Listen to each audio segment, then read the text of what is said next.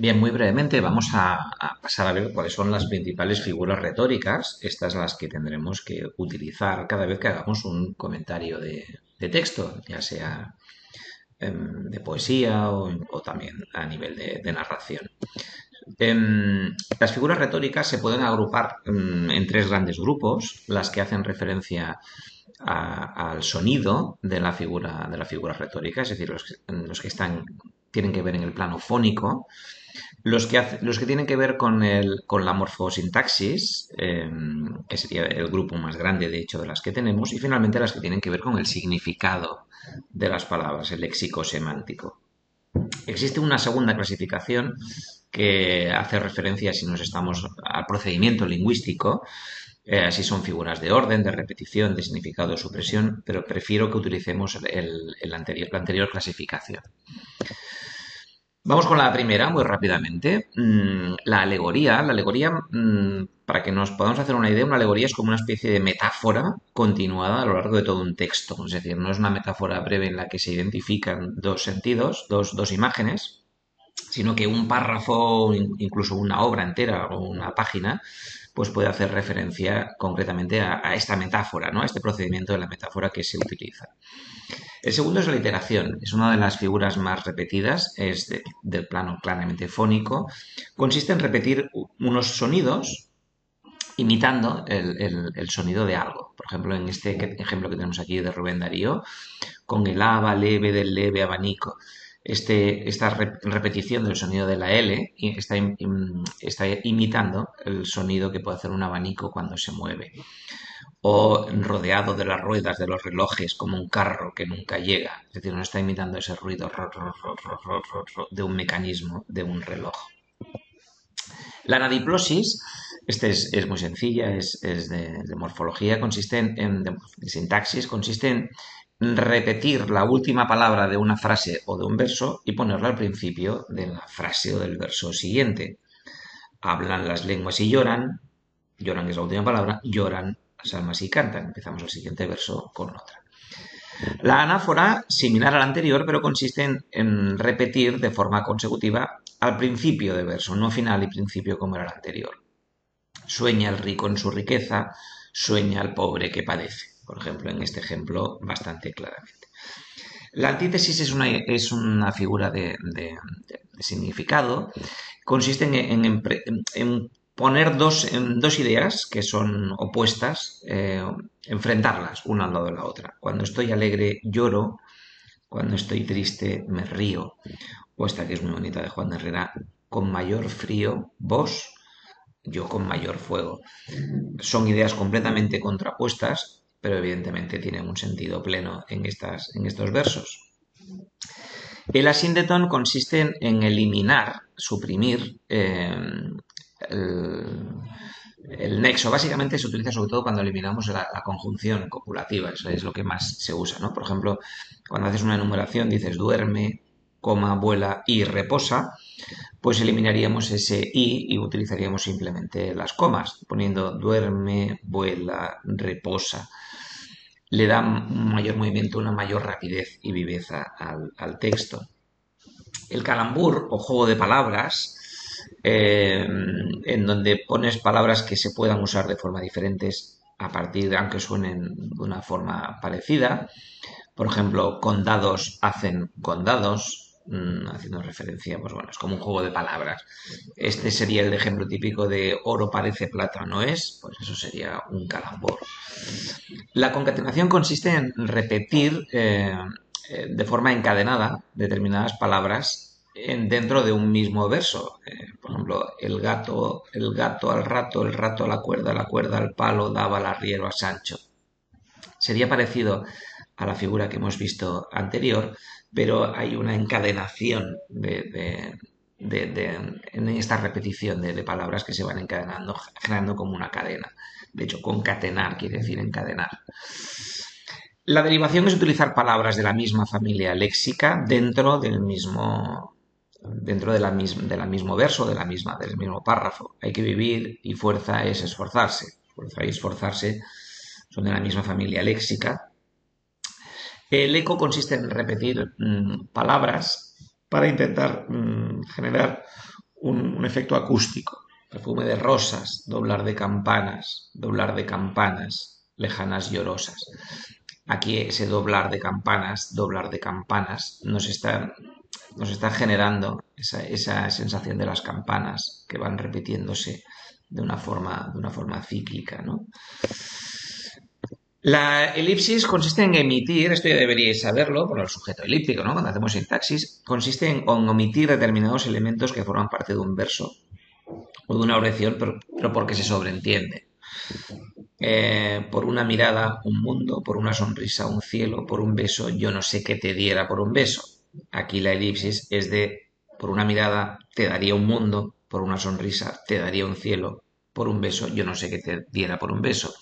Es decir, al acabar esta estrofa, entendemos que lo que faltaría es el te diera, ¿no? Bueno, pues se produce esta elipsis para darle ese poder más poético a un texto. La enapadiplosis consiste en repetir la palabra, pero en este caso es dentro del mismo verso, al principio y al final. Verde que te quiero verde, amores que me dieron coronas de amores. Bueno, el epíteto consiste, ya sabéis lo que es un adjetivo epíteto, son adjetivos calificativos que muchas veces, en la mayoría de los casos, se ponen delante del nombre y que nos dicen una cualidad que de hecho ya conocemos porque va asociada. Las espinosas zarzas, espinosa es el adjetivo, lo hemos puesto delante de zarzas, que es el nombre, pero es que, aparte de calificar a las zarzas, es que ya sabemos que las zarzas son espinosas, de la misma forma que la verde hierba, en este caso está puesto detrás, pero la hierba siempre suele ser verde, o la blanca nieve, ¿no? La personificación o prosopopeya, también es importante entenderlo porque a veces lo podéis ver de las dos formas, consiste en atribuir cualidades propias de un ser humano a un animal. En este caso, por ejemplo, en este fragmento de la regenta, Vetusta es una ciudad y es una ciudad a la que le está dando, si veis en este texto, le está dando unas cualidades que no tienen para nada que ver con las de una ciudad, sino son más bien de una persona. La muy noble y leal ciudad eh, hacía digestión del cocido, la digestión no creo que hiciera una ciudad. De hecho, en la regenta de Clarín, Vetusta representa la ciudad de Oviedo. Lo que pasa es que para no describirla le cambió el nombre. La sinestesia es una figura retórica que consiste en mezclar sensaciones diferentes, que no se corresponden con el sentido, o mezclar estas sensaciones con sentimientos. Por ejemplo, escucho con los ojos, me hablas con tu mirada, ¿no? Es decir, estamos asociando ahí, estamos mezclando sensaciones que van asociados a otros sentidos y muchas veces mezclados con los propios sentimientos que generan. La etopeya consiste en la descripción de una persona o de alguien, pero a nivel moral, no a nivel de una descripción física. Ya sabéis, porque decimos la descripción, que la descripción física es la prosopografía, la etopeya es la descripción moral. Por ejemplo, aquí en este ejemplo, pues estamos describiendo a una persona avara, ¿no? Su único dios era el dinero, siempre atento a cómo venderle hasta lo invendible, ¿no? Ejemplo, para describir en este caso un rasgo moral de una persona. El hiperbatón consiste en alterar el orden lógico de una oración. Por ejemplo, en este ejemplo muy bueno de Fray Luis de León, del monte en la ladera por mi mano plantado tengo un huerto. ¿Cómo sería esta oración en el orden lógico? Sería tengo un huerto plantado por mi mano en la ladera del monte. Es decir, el orden lógico de la oración está completamente cambiado. En muchos casos se utiliza para forzar una rima, en otros casos para darle un sentido como más culto a la expresión. Una hipérbole es una exageración, básicamente. Por tu amor me duele el aire, hombre. Igual el corazón y hasta el sombrero. Esto es igual exagerado, una exageración, ¿no? Bueno, a lo mejor alguno de vosotros cuando ha estado enamorado esto ha sido capaz de vivirlo. La interrogación, que os lo digo muchas veces en clase, ¿esto es una pregunta retórica? Pues me refiero a esto. Una pregunta retórica es cuando haces una pregunta no buscando una respuesta, sino simplemente para darle más viveza y resaltar un poco lo que estás queriendo decir. ¿Qué es poesía? Dices mientras clavas en mi pupila tu pupila azul. ¿Qué es poesía?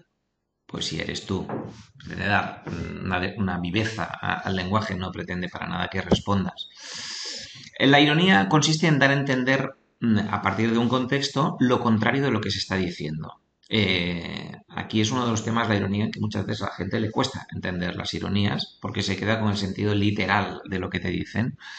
Detrás de la ironía siempre hay un sentido del humor fino, normalmente para intentar reírte justamente de eso que estás describiendo. Metáfora, e importante que la metáfora no la identifiquéis a la comparación, porque en la metáfora se identifican dos elementos, no se comparan. Todas las casas son ojos, todas las casas son bocas, no se comparan las casas con los ojos o las bocas, se identifica las casas con los bocas, con la boca o con los ojos. La metonimia consiste en tomar un nombre por otro, designarlo porque han tenido una relación entre ellos, bien de causa-efecto, bien que han estado juntos en el tiempo o en el espacio. Os voy a poner un ejemplo que no es de los que sale aquí. Por ejemplo, una cosa muy típica cuando vuestra madre os dice, ¿te has comido ya el plato? Hombre, el plato no te lo comes, te comes el contenido del plato.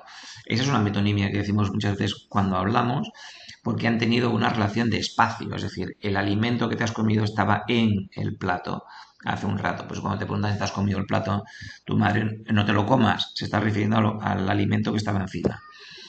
La onomatopeya consiste en imitar los sonidos de determinados fenómenos de la naturaleza o animales. Uco, uco, uco, el abejaruco. A ver, no tiene demasiada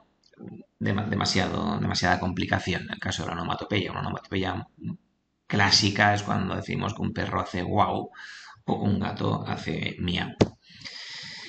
Un oxímoron consiste en poner dos vocablos dos palabras, que aparentemente se excluyen, pero que el contexto las hace compatibles.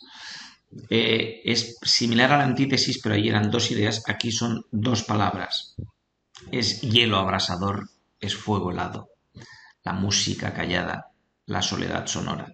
Igual este que os he dicho ahora es más fácil de entender, cómo la música callada o la soledad sonora pueden tener pleno significado en la vida. Una paradoja normalmente un enunciado, una frase, un verso que aparentemente es absurda, pero en realidad está llena de todo sentido y de reflexión. Esta de Machado me encanta. El ojo que ves no es ojo porque tú lo veas, es ojo porque te ve. Puede parecer una paranoia que la estamos viendo aquí, dice, pero ¿qué está diciendo Machado?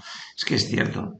¿Qué es lo que te está diciendo? En realidad, ¿a qué te invita a reflexionar?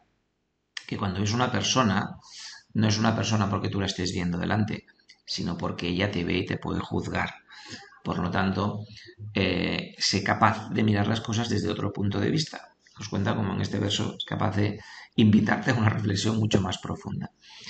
El paralelismo consiste en repetir la estructura sintáctica idéntica, cambiando palabras, pero es la misma estructura sintáctica. Mirad, por ejemplo, estos tres versos son idénticos, solo cambian las palabras. La tierra más verde de huertos, la tierra más rubia de mies, la tierra más roja de viñas. Este es un paralelismo fácil de identificar. La paranomasia consiste en utilizar palabras muy cerca que se parecen a nivel de sonido, pero que no tienen que ver lo mismo. Pretende ser un juego de palabras. Todo chilla abierto, hay que empezar como tontos, como tantos, como todos. Este es un ejemplo clásico. El pleonasmo consiste en la repetición de palabras que son innecesarias, no hace falta ponerlas, simplemente las usamos para darle una mayor intensidad al texto. Aquí, pues, por ejemplo, temprano madrugó la madrugada, está claro que la madrugada siempre madruga temprano, por lo tanto, es una palabra absolutamente innecesaria. El polisíndeton, poli ya sabemos que quiere decir muchos, y asín, pues por lo tanto es el contrario del asíndeton. Si en el asíndeton era eliminar esos nexos para darle más viveza, pues el polisíndeton es añadir más nexos de los necesarios, cambiando las comas, por ejemplo, por una conjunción. Le dará más lentitud y más solemnidad al texto. En lugar de decir alguien barre, canta, barre, diremos alguien barre y canta y barre. Le da más lentitud y más solemnidad al texto. El retrócano consiste en invertir los términos de una oración para que el significado sea diferente. Es el primero. Mar desde el huerto, huerto desde el mar. O a lo mejor más clara para vosotros porque la primera era muy poética. en este país no se lee porque no se escribe, o no se escribe porque no se lee. Bueno, al invertir el significado cambia también el texto. La comparación o símil, es importante también que os quedéis con el segundo nombre, como os decía antes con la metáfora es el mismo, pero con una diferencia importante. Aquí no se identifican dos realidades, sino que solo se comparan. Por lo tanto, suele aparecer siempre la partícula como, cual, algunos elementos que nos sirven algunos elementos que nos sirven de comparación. Morfeció sus mejillas como quien pierde un tesoro. La sinonimia consiste en la reunión de palabras que tienen un significado parecido, igual no aportan demasiados matices, pero se lo hace para darle mayor énfasis a lo que decimos. El mundo ha dejado opinión, fama y renombre. Hombre, fama y renombre entendemos que viene a ser un poco más o menos lo mismo.